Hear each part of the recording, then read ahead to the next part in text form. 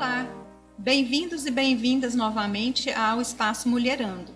Nós criamos esse programa para que as mulheres tivessem um espaço de voz para colocar as suas possibilidades, as suas necessidades e analisar de forma qualificada as principais questões que afetam a nossa existência. Nós vamos gravar esse programa inicialmente toda semana para que possamos comentar os temas, os assuntos, as situações mais urgentes e que afetam a existência e a segurança das mulheres.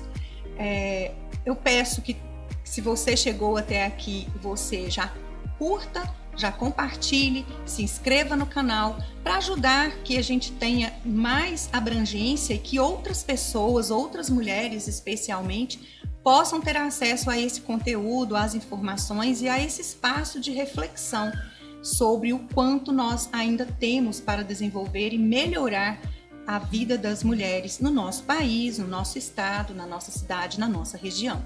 Hoje nós temos mais uma vez a presença da Águida Helena, que é pré-candidata a deputada estadual pelo nosso estado, e as presenças das psicólogas Bianca e Tamires, que virão discutir e nos passarem algumas informações para que a gente possa compreender melhor alguns dos fenômenos que estão afetando a saúde das mulheres e a segurança das mulheres.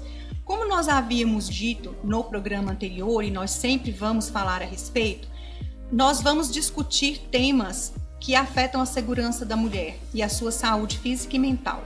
Então, no programa anterior, nós falamos sobre a violência de gênero contra a mulher na política, né? Violência política contra a mulher. Nós falamos um pouco sobre esse assunto, trouxemos propostas, trouxemos boas notícias com a nova legislação que alterou tanto o Código Eleitoral quanto o Código Penal e dando continuidade a esse espaço de discussão, esse espaço de informação, principalmente. Hoje nós vamos tratar de 3 temas, mas que são interrelacionados. Nós vamos tratar do assédio sexual, do assédio moral e, como consequência desse ambiente adoecido, da síndrome de burnout. Então, gostaria de já começar com a contribuição das psicólogas que vão falar um pouquinho para a gente, né, sobre quais são as consequências nos aspectos psicossocial num ambiente sem segurança, num ambiente adoentado. Bom, primeiramente, eu gostaria de agradecer o convite de vocês, dizer que eu acho muito bacana essa proposta, muito interessante. Esse momento aqui, né, é semanal o podcast? Como que é? Nós pretendemos que seja semanal. Ah, sim. Que acaba que falam, né? Vocês trazem temas importantes de serem falados, a gente precisa comentar sobre esses assuntos para tentar ver se acontece uma mudança. Porque a gente percebendo, dialogando, trazendo informações, isso nos dá mais poder de mudança a respeito da questão da mulher na sociedade. E é muito relevante. Então, parabéns pela iniciativa. Bom, agora, falando sobre essa questão da sociedade, da mulher, acaba que é um problema muito estrutural, é algo ali muito ligado ao machismo, uma cultura muito enraizada. E acaba que quando a gente fala de algo muito enraizado, é muito mais complexo. É complexo lidar com isso. É um fenômeno que acaba que traz muitos prejuízos para a saúde mental da mulher, e isso em vários aspectos. Então, no trabalho, em casa, na sociedade em geral, em vários contextos. Então, quando a gente tenta trazer essas informações, a gente tenta mostrar o quanto é importante a gente ter uma compreensão das consequências, né? O quanto ter essa cultura acaba que prejudica a mulher de ter liberdade, né? De ter liberdade de expressão. Por mais que a gente vê uma evolução, ainda tem muita coisa a ser melhorada, a ser trabalhado. Então, quando a gente fala dos aspectos psicossociais que envolvem a questão da mulher, é muito importante a gente trazer um pouco dessa questão do que a gente pode fazer o agora, né, para a gente tentar melhorar um pouco. Então, é um tema muito complexo, por isso que é importante da gente falar sobre isso, mas também é importante a gente entender que não é um problema de hoje. E acaba que para a gente tentando trazer mudanças, é preciso ter algumas etapas ali, algumas modificações de comportamentos, de pensamentos, né? E nós, enquanto mulheres, temos esse poder de tentar modificar aos poucos essas crenças que as pessoas acabam criando ao longo das gerações. Eu vou passar um pouco a palavra para a Tamires. Bem-vinda, Tamires. Bom dia. Obrigada. Estou muito feliz pelo convite, igual a Bianca disse, muito feliz assim por vocês dar espaço para nós mulheres. E como também a Bianca já disse em relação a essa complexidade, né, desses assuntos sobre nós mulheres, sobre, né, nesses vários aspectos, quanto mais a gente falar, quanto mais a gente dar esse espaço, menos complexo será. Nós mulheres passamos por diversas situações de constrangimentos em várias áreas, né? Igual a gente falando em vários aspectos, seja em casa, de familiares, com familiares, pais, né? Dependendo da criação da mulher, ela já sofre desde o início. E no trabalho, numa academia, em ônibus. Então isso aí é muito bom a gente sempre frisar, a gente sempre comentar, para que seja mais abrangente, porque tem algumas mulheres que não têm a noção de cuidados e acabam cometendo coisas que não são legais para elas, né? Ou às vezes até o suicídio, infelizmente, e por falta de informação, né? Eu gostaria de saber, inicialmente, de vocês, né, que estão atuando nessa área do adoecimento mental em geral, mas especificamente como nosso programa aborda o ponto de vista da mulher, se vocês na atuação profissional, se vocês já observaram que a falta de um espaço, de um ambiente de fala que seja seguro, em que a palavra da mulher seja validada e não colocada sob suspeita, se isso tem sido um dos fatores que dificulta a reação e a busca de auxílio por parte da mulher. Acaba que se influencia bastante, né? Toda essa questão afeta muito a autoestima da mulher, até para ela se sentir confiante ao ponto de se valorizar. Então, às vezes, ela mesma se autodeprecia por conta dessa posição que ela é colocada, às vezes, de inferior, né? De uma submissão ali. Então, acaba que isso afeta em diversos aspectos, em diversas áreas, situações, essa questão da percepção que a própria mulher tem daquilo ali. Então, é importante até trazer as informações para que ela consiga perceber e ver que, de certa forma, fortalecer essa autoestima, saber o seu lugar, porque isso, de certa forma, traz muitos prejuízos para ela, né? E isso a gente percebe muito, não só na atuação, até antes mesmo da gente começar a atuar, o tanto que isso tem um impacto significativo. Então, realmente, é importante tentar focar nessa mulher, tentar fortalecer um pouco o que ela pensa de si mesma, a avaliação que ela tem de si, das suas competências, porque acaba que sempre é muito mais difícil para a mulher provar suas competências do que ela é capaz de fazer. Obrigada. Nós observamos que muitas vezes as mulheres não se sentem seguras para mostrar as suas habilidades e menos ainda se sentem seguras para relatar algum desvio de conduta, alguma coisa que esteja servindo de obstáculo para o seu desenvolvimento pleno. E em virtude dessas situações, como vocês mesmas apontaram, acontecerem já reiteradamente ao longo da história e infelizmente terem chegado a 2022 com poucas mudanças, mas a gente percebe que com essa política de colocar mulheres, né, nas assembleias, colocar mulheres no Congresso, tem trazido um pouco de evolução e que algumas iniciativas já estão sendo tomadas. Então, nesse sentido, gostaria de saber da Agdelena como andam as iniciativas no campo progressista, né, nas movimentações daqueles atores que realmente podem fazer as mudanças, que são os membros do Legislativo, e que podem trazer evoluções nas suas práticas cotidianas, que são os membros do Executivo. Conta pra gente um pouco, Agdelena. Qual é a experiência aí no campo progressista? Bom dia meninas. Hoje um programa de meninas. É uma alegria, né? Valéria, Nova geração Tamires, trazendo Bianca, nova força. Stefane. Então, assim, nós estamos vendo que mesmo a gente sentindo um retrocesso, né, no sentido de perder a fiscalização das leis, a efetivação das leis, né, a união das mulheres, eu acredito que está fazendo toda a diferença. Eu falo do Partido dos Trabalhadores. Quando a gente fala no adoecimento, né, do trabalho, do ambiente político, que inclusive desestimula as mulheres de virem participar, no Partido dos Trabalhadores nós temos um passo adiante, né? A paridade, ela já é exercida dentro do partido há muito tempo, né? Nós temos uma cota ali de 30% das mulheres, que muitas vezes, igual eu acredito que esse ano, nós vamos a 38%.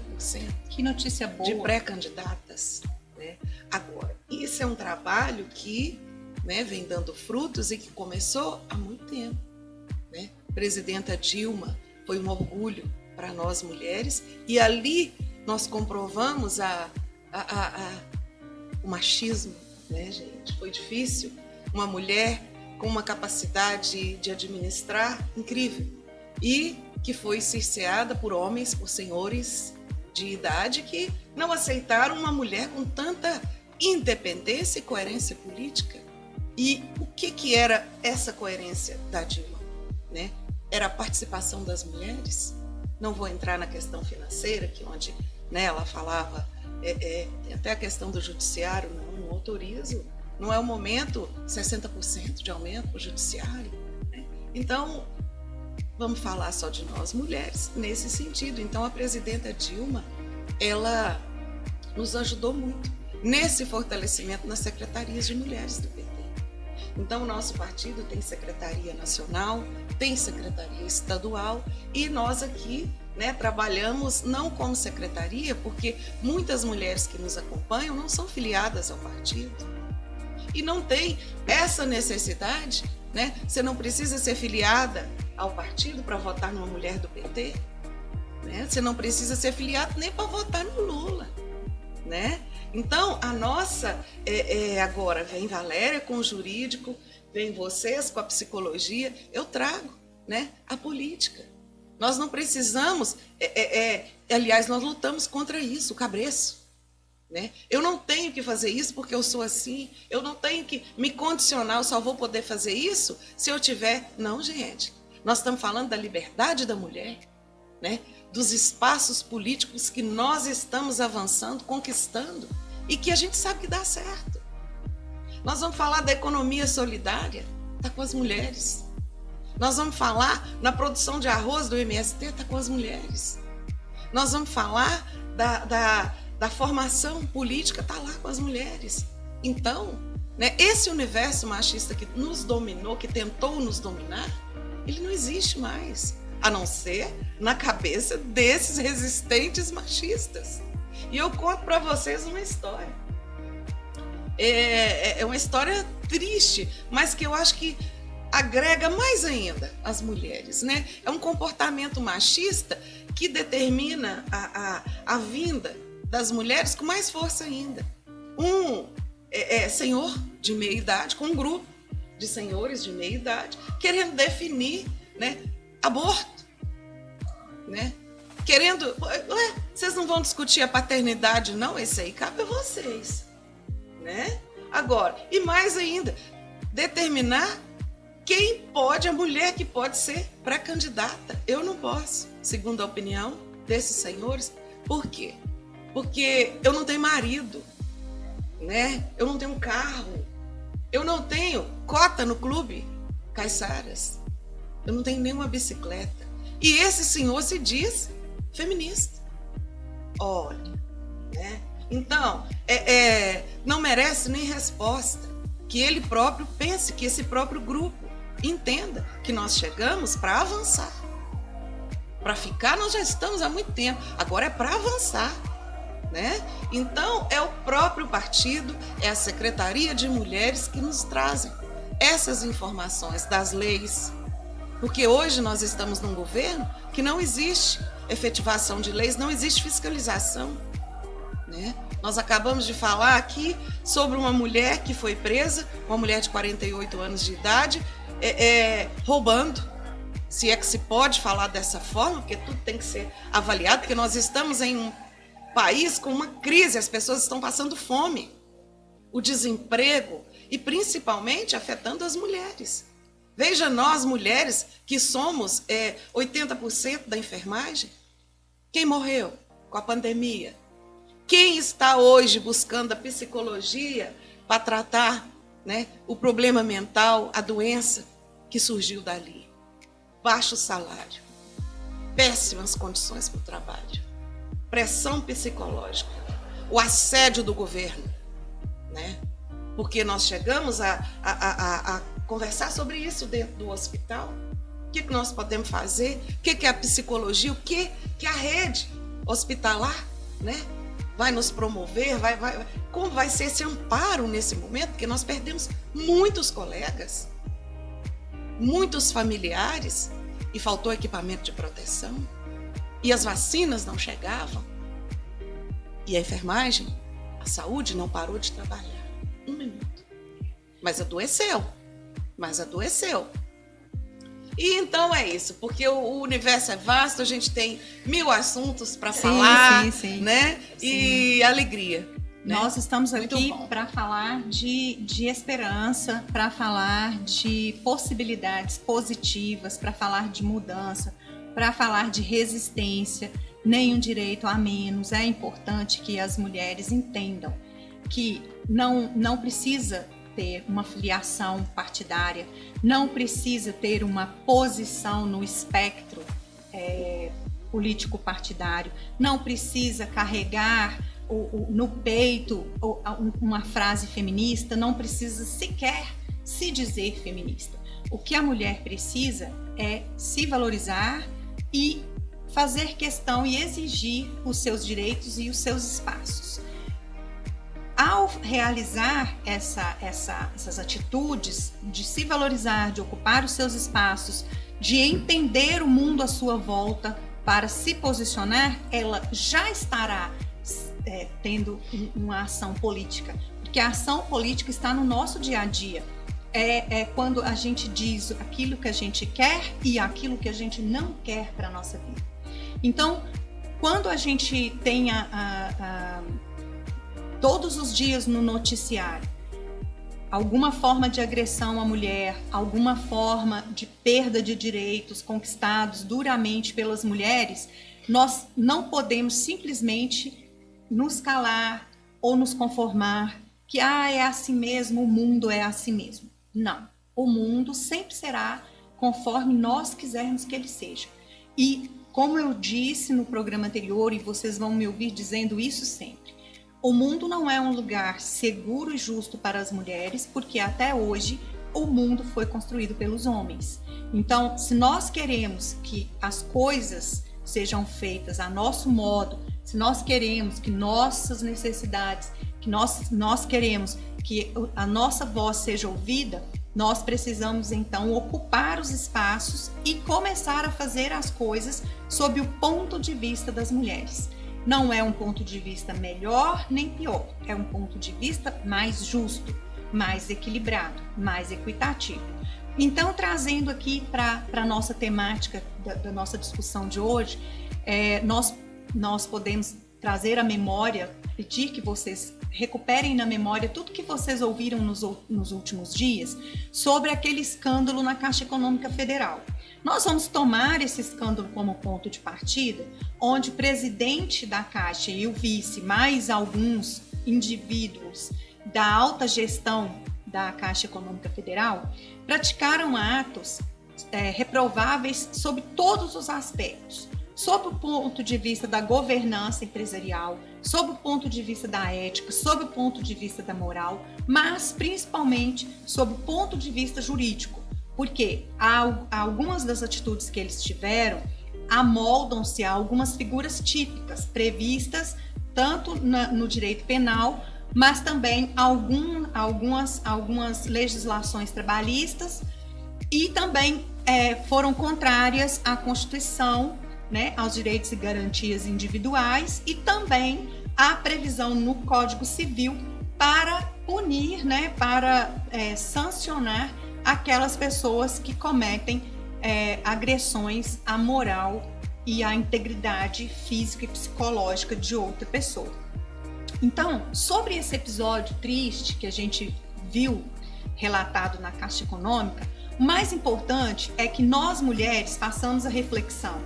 Esse é o escândalo da vez, mas aquela situação, ela se repete em todos os âmbitos da sociedade.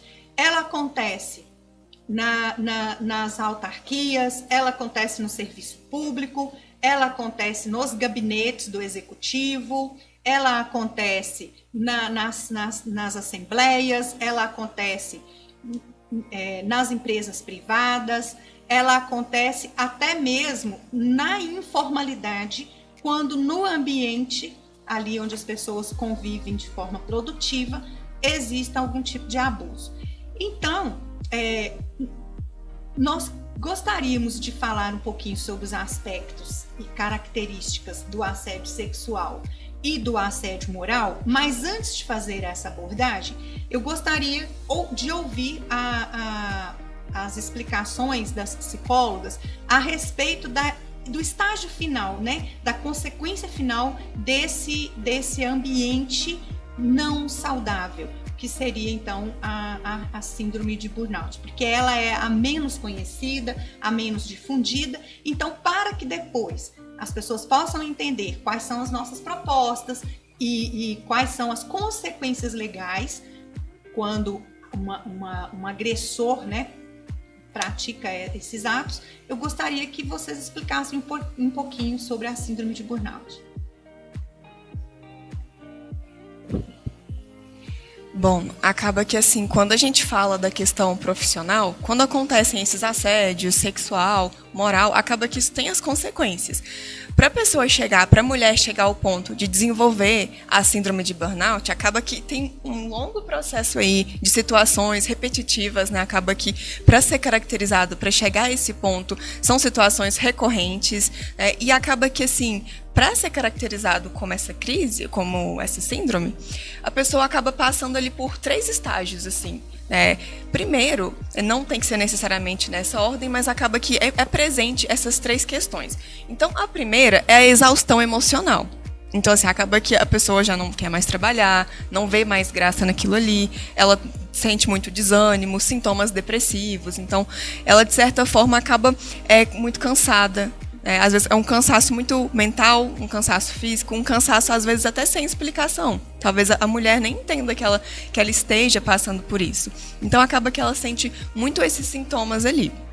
Outra etapa, outra parte também, outro componente da síndrome acaba sendo a despersonalização. Então a pessoa, ela meio que se perde de si. Aquela pessoa acaba não tendo mais tantos sentimentos assim positivos. Por exemplo, se no ambiente de trabalho ela tinha colegas próximos, amigas, acaba que ela não vê mais tanto sentido naquilo ali. Isso já não é algo que faz bem para ela. Ela se perde um pouco de si nessa situação. E vem a realização profissional, por último. Que a mulher acaba que, assim, ela perde... se era uma profissão que ela sempre quis atuar, se era algo que ela se sentia realizada, aquilo ali cai, vai lá para o zero, ou quase, ou um pouco mais. Mas acaba que se ela estava satisfeita com aquilo, talvez ela até pense que não quer mais aquilo, que aquela não é a profissão que ela busca. Então acaba que essa síndrome muda totalmente a percepção que a mulher, que a pessoa, porque acaba que essa síndrome pode acontecer com homens também, muda totalmente a percepção que a pessoa tem de si. Então ela se sente muito inútil, muito incompetente, e assim, é uma percepção que ela tem que não significa, na maioria dos casos, não é verdade. É uma distorção que ela tem de si mesma, atuando ali. Então ela muda as suas motivações, isso afeta a relação com a família, com amigos, em todos os âmbitos. Então acaba que esse transtorno psicológico ele é muito grave. Então em algumas situações é necessário até o uso de psicofarmacológicos. Então assim, é uma situação muito complexa. Porque acaba que afeta muito em todas as áreas, então a questão psicossocial, então afeta o psicológico, afeta o corpo, afeta as relações, então dependendo, a pessoa acaba precisando de um suporte ali profissional, seja de psicólogos, psiquiatras, e acaba assim até tendo que ter um afastamento do trabalho, então as consequências são bem significativas. Muito obrigada. Nesse aspecto, eu gostaria de dar uma boa notícia. É uma boa notícia para as mulheres, para a sociedade em geral, e um desafio, né, para o nosso legislativo, tanto no âmbito estadual, quanto no federal e também no municipal. A boa notícia é que em 2019, numa reunião da Organização Mundial de Saúde, eles alteraram o texto para incluir a síndrome de burnout no CID-11. E deram um prazo, né, de vacatio legis, ficou aí essa vacância para que passasse então a vigorar para janeiro de 2022. Então, desde janeiro de 2022, que já está vigente a síndrome de burnout incluída como CID-11. O que isso muda, né? Do ponto de vista prático, o que isso muda? Há uma mudança muito interessante, porque antes dessa inclusão era necessário haver um debate se aquele adoecimento do trabalhador seria responsabilidade do empregador ou não. A partir do momento que foi incluído como doença do trabalho, uma vez que o médico faça o diagnóstico do burnout, automaticamente a responsabilidade é do ambiente de trabalho, por não ter feito a gestão da situação. Quando a gente fala de fazer a gestão da situação, o que a gente está querendo dizer com isso? É que nas relações humanas sempre vai haver conflito, né?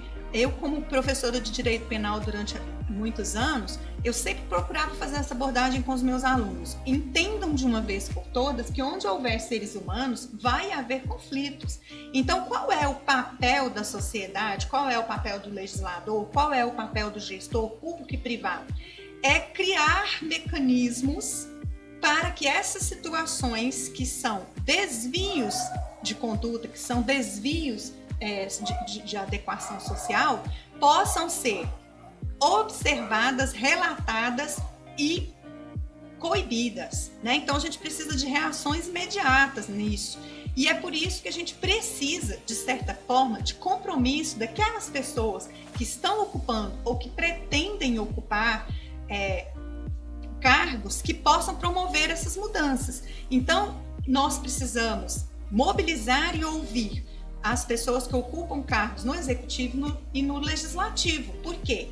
Porque são nesses cargos que nós vamos ter o legislativo criando as regras que todos devem cumprir e o executivo dando exemplo, servindo de modelo de governança. E é nesse sentido que eu gostaria de ouvir mais um pouquinho a Águida Helena sobre qual é a visão que ela tem, né, dessa participação dos membros do legislativo para criar um ambiente e estratégias que possam tornar a vida, e especialmente o ambiente de trabalho, mais seguros.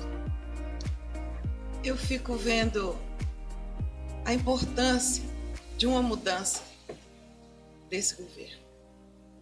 Nós, quando a gente fala em retrocessos, na medicina do trabalho, que deveria amparar, né, tanto no serviço público como no privado, ela se distancia cada vez mais do trabalhador. Fico vendo, pessoal, olha, a medicina do trabalho está cheia de câmera.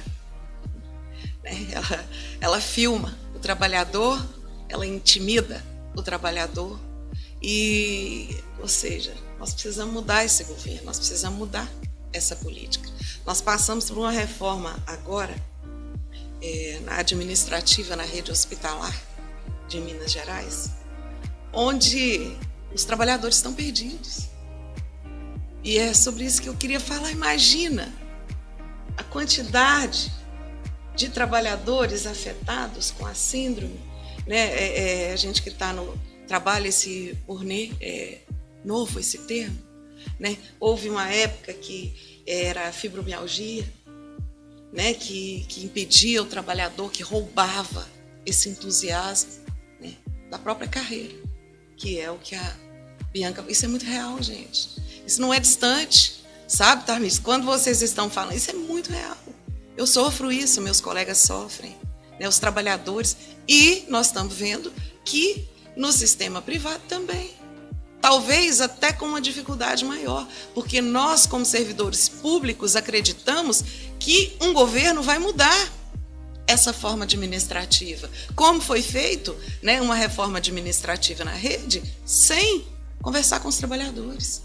O trabalhador não ficou sabendo que estava tendo mudança, que chegaria uma mudança. Quando ele chegou a perceber, foi por foldings, né, por ilustrativos, dizendo que estava tudo muito maravilhoso. Quando o trabalhador caiu em si, ele adoeceu. Ele adoeceu pela desvalorização, né? E agora? Porque quando o trabalhador, ele não pensa só nele, ele pensa no serviço público, a quem ele está, para quem ele está, para quem ele está trabalhando, para quem ele está servindo. E está muito difícil isso. Ou você serve o governo, massacrando a população, ou você serve a população e é massacrado pelo governo. Então, eu acredito que somente uma mudança, né, desse comportamento governamental, uma política voltada realmente, nós não estamos falando só de mulheres, porque, como disse a Bianca, os homens também, os trabalhadores também sofrem. Então, nós precisamos de uma mudança, de um planejamento, e é isso o que as mulheres planejam quando nós não somos egoístas, de pensar só, olha, então agora nós separamos, aqui é o clube, nós vamos falar. Não, porque nós temos filhos homens. Na nossa família tem homens, nós temos colegas. Então, o que nós queremos? Avançar com essa política de mulheres, mas que venham beneficiar a todos, na verdade. Diferente dessa política machista que exclui, né? Na política das mulheres, de um futuro melhor para todos, ela traz a inclusão. Ela traz a participação da juventude. E traz um ambiente saudável, das né? crianças, porque a criança também tem que ser ouvida, né? A criança que hoje não tem a opção de escolher entre pular uma amarelinha ali, ó, né, na rua e o computador, ela não tem como escolher, porque na rua ela corre risco, né? Eu falo, por isso que é importante, eu não sei na política, né, como funciona, mas principalmente em empresas privadas, a importância do psicólogo organizacional, porque ele maneja a empresa de uma certa forma, ele faz, né, trabalhos com os trabalhadores, né, dinâmicas, seja qual for, né, a forma como ele vai fazer, para que isso não aconteça, para que não aconteça algo grave, para que as pessoas não fiquem doentes e chegam a ter, né, os sintomas da síndrome ou outras doenças, né, ocupacionais.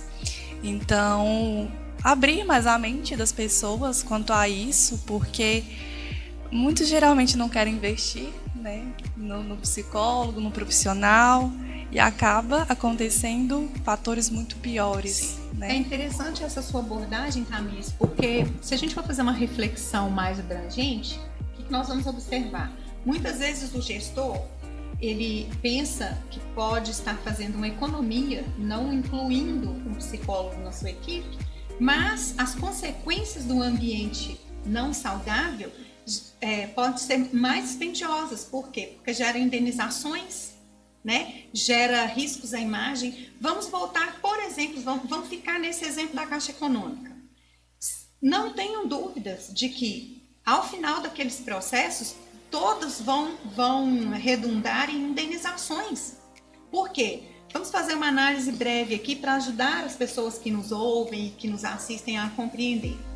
No ambiente de trabalho, se acontecer algum tipo de abordagem indevida de cunho sexual, vai caracterizar o assédio sexual. O assédio sexual, ele pressupõe que haja uma relação hierárquica entre as pessoas envolvidas, ou seja, o assediador tem que ter alguma superioridade hierárquica de modo a que, se a sua abordagem, se a sua pretensão for repelida, ele possa de alguma maneira punir aquela pessoa que ele está assediando. Por isso que é considerado assédio sexual. Para a questão do assédio sexual, não precisa haver repetição. Uma única abordagem que tenha cunho sexual, ou seja, desrespeitando a integridade e o direito e a individualidade e a liberdade sexual do indivíduo.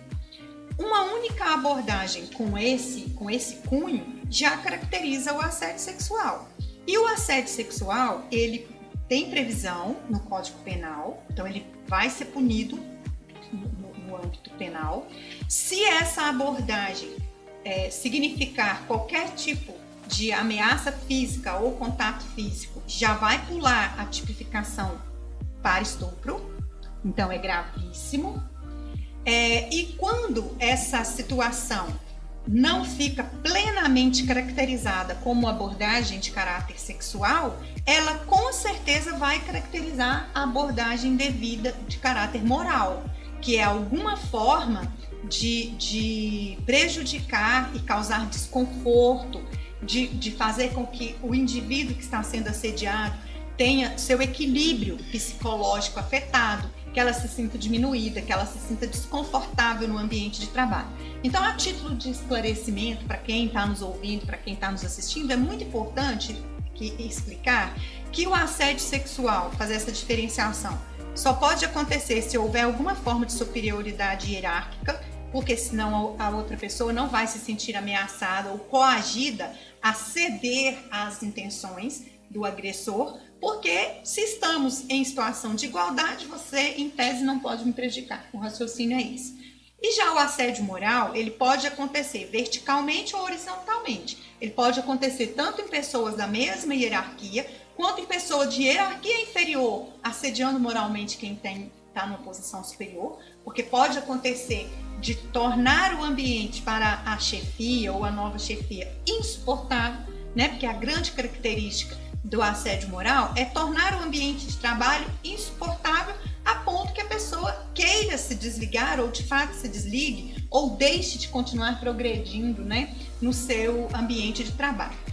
Um aspecto que precisa ficar muito bem delimitado e que nós precisamos falar muito, fazer muitas abordagens sobre esse tema é o principal fator que dificulta a evolução e a melhoria, né, no clima de trabalho, nos espaços de trabalho para a mulher, é a forma como a própria comunidade, a própria instituição, a própria empresa, o próprio órgão público age e reage diante do fato em si, quando ele acontece, o fato concreto, né?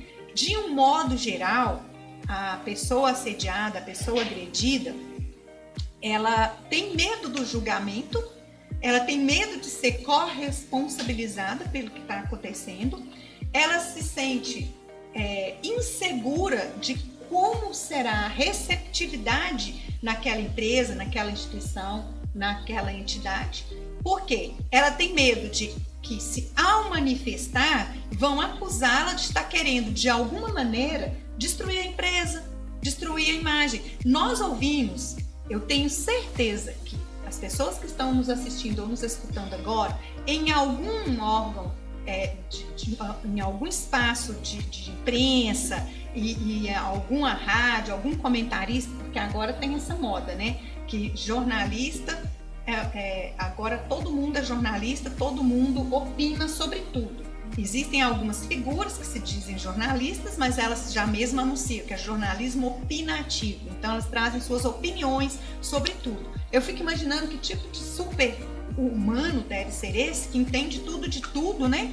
E que acha que a sua opinião é mais relevante do que os fatos, do que as estatísticas, do que as legislações. Então, sobre essa questão da Caixa Econômica, a segunda coisa que mais me estarreceu foram as falas de alguns homens, tanto em espaços de poder quanto na posição de jornalistas opinativos, dizendo que tínhamos que tomar muito cuidado para não destruir a imagem da Caixa Econômica, uma empresa tão importante para a sociedade, eu cheguei a ouvir de uma pessoa de grande expressão aí no cenário nacional, ele disse, temos que lembrar que a Caixa Econômica permitiu a banquerização de pessoas que antes não tinham essa oportunidade por serem de baixa renda.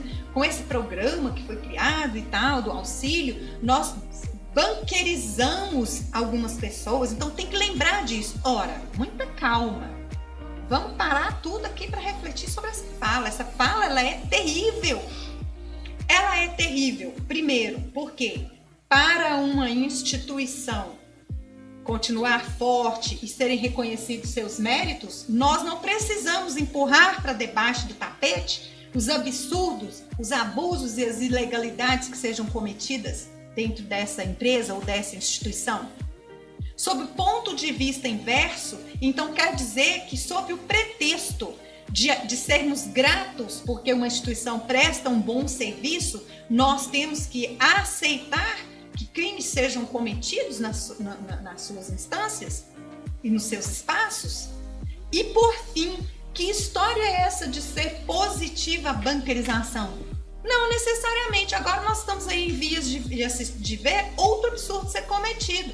Estão chegando a cogitar financiamento consignado em auxílio. Imagine isso.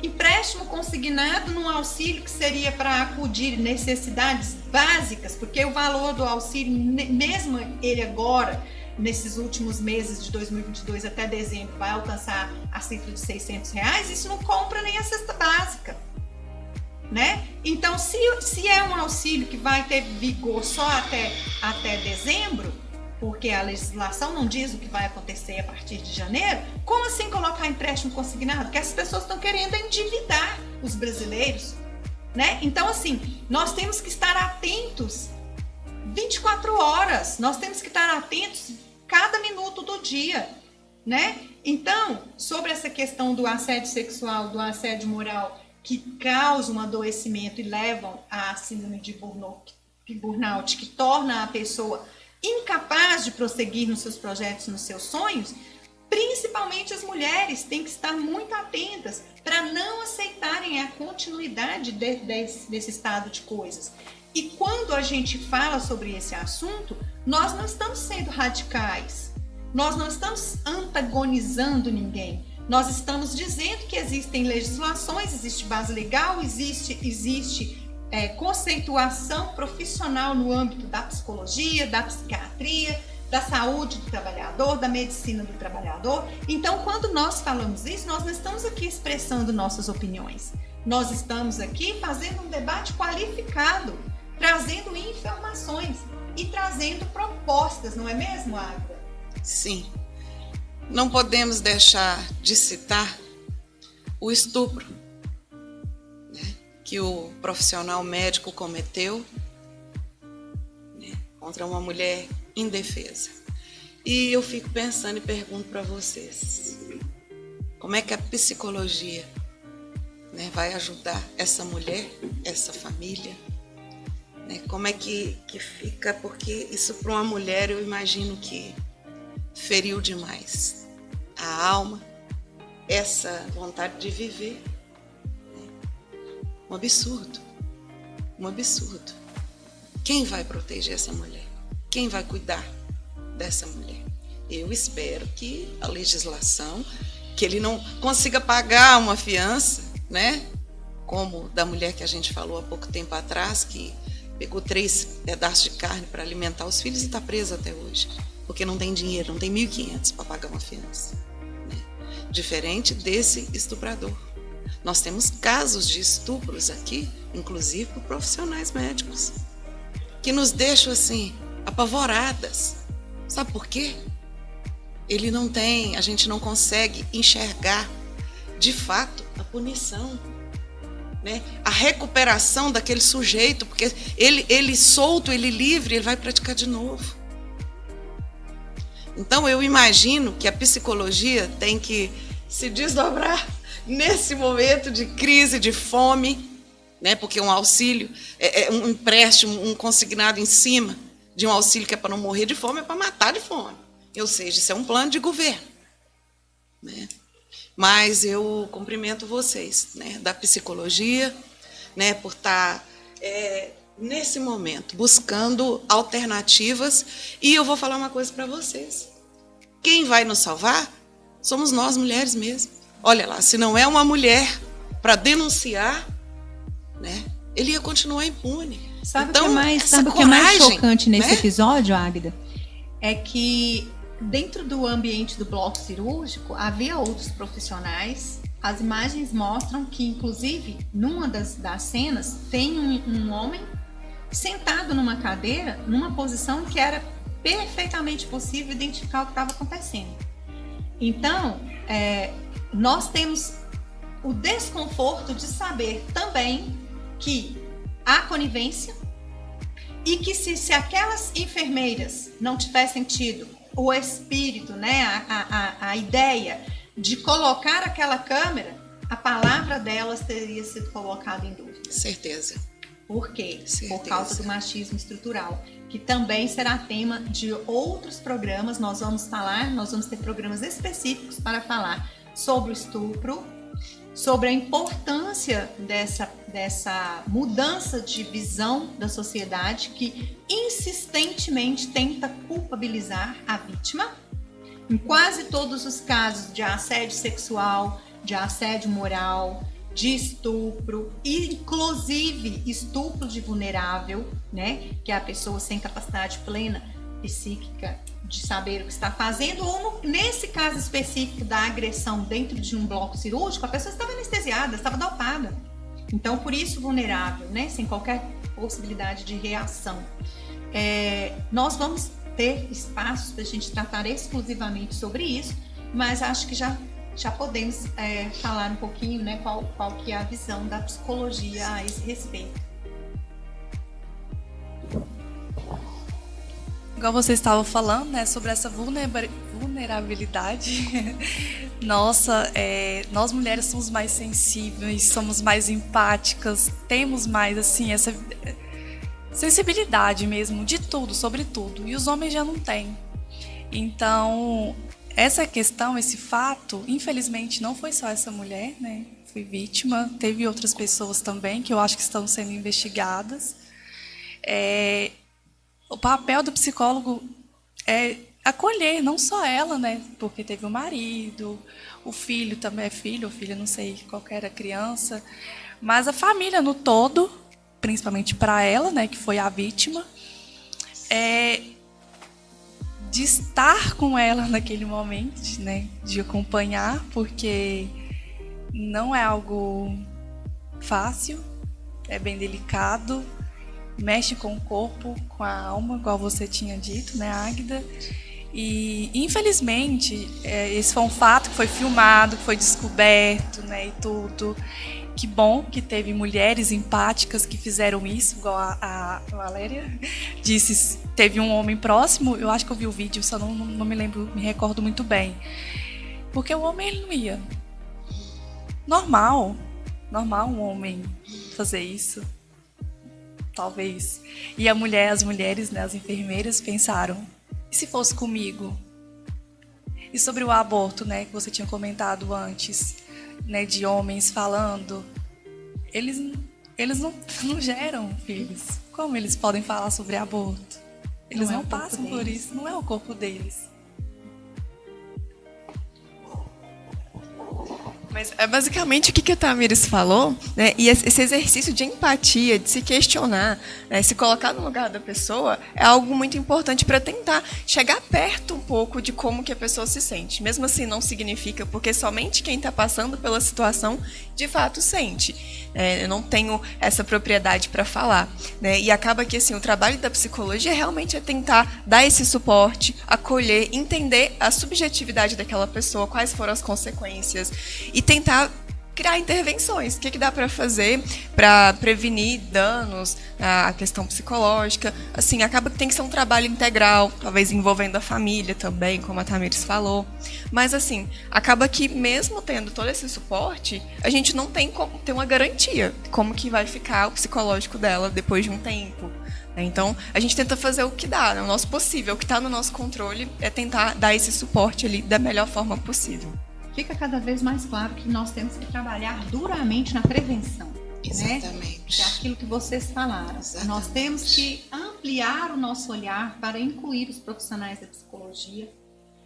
Eu vejo essa inclusão da síndrome do burnout, por exemplo, no CID-11 pela OMS, como um sinalizador de que a saúde mental é um fator relevante e é um valor dentro das empresas, sejam elas públicas, sejam elas privadas. Porque, com certeza, quando uma situação dessas chega a acontecer, é porque o clima organizacional está de péssima qualidade.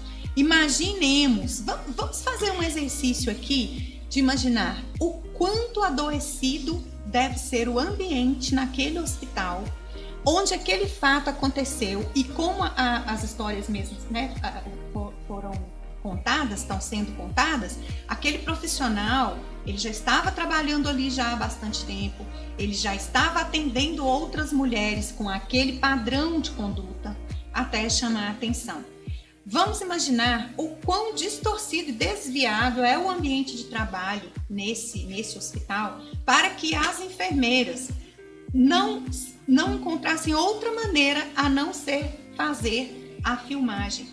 Porque elas não se sentiram seguras de fazer a abordagem da situação, de fazer a abordagem do tema nas instâncias internas da empresa onde elas trabalhavam. E é assim que acontece cotidianamente. Isso acontece em gabinetes. É porque precisa de provas, né, gente? A palavra da mulher não tem valor. Não tem valor. Pois é.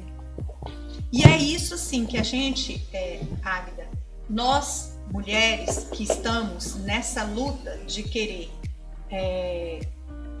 ter mais mulheres nos representando nas diversas instâncias, é essa luta que a gente espera que ocorra, né? Que as nossas representantes nas casas legislativas, que as mulheres que ocupem instâncias de poder nas empresas, nas autarquias, nas empresas públicas, que elas tomem essa decisão e tenham essa atitude de criar um modelo de gestão para que os homens, ao longo do tempo, vão percebendo que eles precisam mudar de conduta. E também os homens que não têm essa conduta distorcida se sintam confortáveis para repudiar, né? Para fazer parte dessa fileira na qual estão as mulheres, né, de defender a sua integridade física e psicológica, porque muitas vezes um homem vê outro homem com uma conduta inadequada, mas como o ambiente ainda é machista,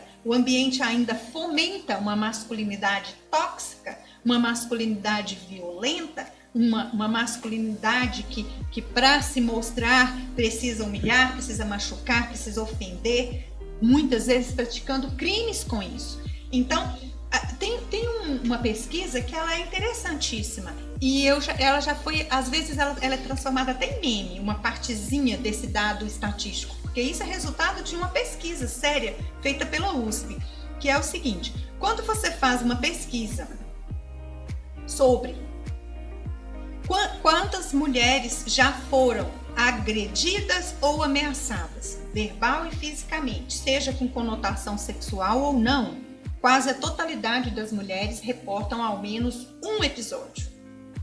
Mas quando você aplica o questionário aos homens, quantos deles já se viram na posição de agressores ou já assistiram a algum tipo de agressão, seja física ou psicológica, acontecendo, o número não chega a 10%. Então essa conta não bate. Não é mesmo? Então, essa reflexão, ela é fundamental, né? Quando a gente diz que nós somos mulheres discutindo e lutando por mudanças, por melhorias das condições de vida e de segurança das próprias mulheres, nós também estamos falando das melhorias que serão observadas também pelos homens, porque nós vamos trazer equilíbrio para a sociedade. Porque eu tenho certeza que a maior parte dos homens não se sente confortável de estar ocupando os mesmos espaços que os agressores. Imagine agora como nós vamos ter aí um malefício para a imagem, né, dos profissionais que agem corretamente porque existiu um ambiente que permitiu, que foi propício a que esse tipo de barbaridade acontecesse. Então, Águida, nós queremos contar muito com a sua participação, e te pedir para não desistir de modo algum, né? Mesmo que aconteçam ameaças, como você contou para a gente no programa anterior, e nós sabemos também pelos levantamentos estatísticos que todas as mulheres, praticamente todas as mulheres que estão na política ou estão competindo ou estão ocupando espaços de poder já sofreram em algum momento algum tipo de violência. Então é isso que nós queremos te pedir. Não desista. Eu não posso desistir, né? A própria luta, a defesa dos trabalhadores, da juventude, das mulheres, da nossa saúde. Eu não posso desistir porque eu preciso que vocês, né, jovens, se interessem, sabe? Que tenham o compromisso de vir para fazer, para concretizar essa mudança. Então eu não posso desistir, né? Mas eu não falo isso com tristeza, não.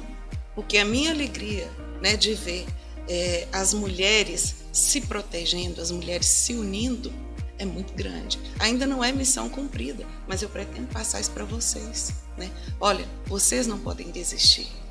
Vocês não podem. E uma coisa, não basta não ser machista. Você tem que ser antimachista. Ou seja, você tem que praticar, Tem né? que combater. Esse machismo transvestido de educação, né? Isso não cola mais pra gente. Agora só nós que vamos poder dizer isso. Porque enquanto isso, eles vão continuar, né? Senhores educados, respeitosos, conservadores. Não é isso que a gente fala? Esse conservadorismo que eles pregam aí, ó, é o cala a boca, é o fica quieto, porque aqui por trás eu vou agir, né, de forma desrespeitosa, de forma desleal, mas eu sou um conservador. Então, o que eu falo é lá atrás, né? Principalmente com as mulheres. Principalmente com as mulheres. Então, não é hora de desistir, pelo contrário. É hora da gente agregar, né? Nós precisamos nos unir, porque quem vai nos proteger somos nós, né? Por isso, que venha para a nossa Assembleia, que venha para o Legislativo, para o Executivo. Nós estamos com o nosso presidente Lula, mas que com certeza terá muitas mulheres, e tem muitas mulheres, né, do seu lado, como Gleide Andrade. Eu conheço muitas mulheres que são assim, muito interessantes nesse sentido, de já ter esse espaço. Não que deixou de lutar e de ter que, sabe, botar um basta, mas que já estão nesse empoderamento, né? Nessa certeza que fala que o homem não avança, não. E no PT nós vemos muito isso. São mulheres, gente, com uma capacidade incrível, né? Mulheres trans, inclusive, e que falam, não, aqui nós chegamos e nós temos a certeza, por quê? Porque nós estamos cumprindo, nós estamos seguindo e buscando as leis. Nós não estamos aqui no achismo, nós não estamos aqui no invencionismo, né? Imagina, homens aqui discutindo esses temas, né? Sem ter o corpo feminino, sem sofrer o assédio, né? Que as mulheres saber o que é sentir medo. Exatamente. Agora ele conhece muito bem o lado de acuar, de intimidar, de deixar quieto ali enquanto eu cuido de tudo. Nós temos que observar, Valéria, que a nossa sociedade evoluiu, né? Hoje, imagina, se o seu futuro fosse ser o casamento. Como há 50, 60 anos atrás era a opção das mulheres. Nem era opção, né? Era a única alternativa. Pois é, então nós não vamos perder isso mais, Tamires, né? Nós chegamos até aqui e nada vai voltar, nada vai nos levar de volta, né? Hoje nós percebemos que o homem, né, com todo o respeito, com todo o espaço que ele ocupa, né, e muitos também não querem mais esse papel de ser o mantenedor, de ser o governo absoluto, agora ainda tem muitos que não querem alargar essa posição, né? Quantas vezes eu já ouvi, né, uma mulher ficar com um homem que trai, que pratica a violência, seja ela psicológica, verbal, e a mulher fala assim, ah não, mas ele é bom para mim, ele não deixa faltar nada, né? Quantas mulheres eu já ouvi, isso dentro da saúde, que é a nossa área de atuação, de falar, não, ele não deixa faltar nada lá em casa e ele é bom para os meninos, né? Essa mulher não tem escolaridade, essa mulher não tem uma formação, e o pior, hoje nós vemos igrejas ainda tentando segurar essas mulheres nesse patriarcado, nesse domínio intelectual, mental e financeiro. Então, nós não queremos saber dessas igrejas, nós não queremos saber desses homens, nós não queremos saber desses governantes. Nós queremos estar junto na igreja e falar, ó, mulherada, não é assim não.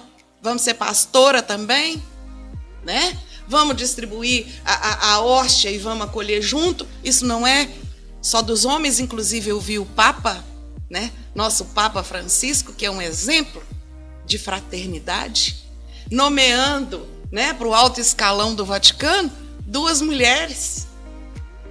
Isso é bacana demais. Então, estamos no caminho certo, né? Estamos buscando a formação certa, que é essa de união e de fraternidade. E vamos seguindo, vamos juntas. Vamos juntas. E é mulherando que a gente se entende. E é mulherando que a gente vai melhorar o Brasil, Minas Gerais, Patos e região. E você que esteve conosco até agora, muito obrigada. E espero que vocês continuem conosco, porque nós vamos continuar debatendo temas relevantes, temas espinhosos, mas temas sempre muito necessários, especialmente para as mulheres, mas para toda a sociedade, para que a gente possa realmente evoluir, né? Que é essa a nossa função. Nós estamos aqui nesse planetinha azul, ainda azul, para evoluir. Muito obrigada. Se você ficou conosco até agora é porque você gostou, então inscreva-se no canal, não esqueça de curtir, compartilha, gente, compartilha muito, porque esse conteúdo precisa chegar a mais pessoas. E aquele recadinho esperto, você, mulher, que tem algo a dizer, que tem algo a contribuir, faz contato. Vai estar na descrição, vem conversar com a gente também. Muito obrigada pelas presenças, muito obrigada, Tamires, muito obrigada, Bianca. Nós aprendemos muito, ainda vamos aprender muito mais e vamos continuar, com certeza, tendo ótimas conversas. Muito obrigada, Agda Helena. Nós estamos aí com muita expectativa, né, de que essa eleição de 2022 vai trazer bastante candidatos, bastante mulheres, para nós sermos efetivamente representadas dentro de uma visão daquilo que é melhor para todas nós e para as gerações futuras. Dias mulheres virão. Dias mulheres virão. Obrigada, meninas. Um prazer muito grande. Obrigada, companheira Valéria, né? Grande fomentadora desse nosso espaço. Até o próximo, gente.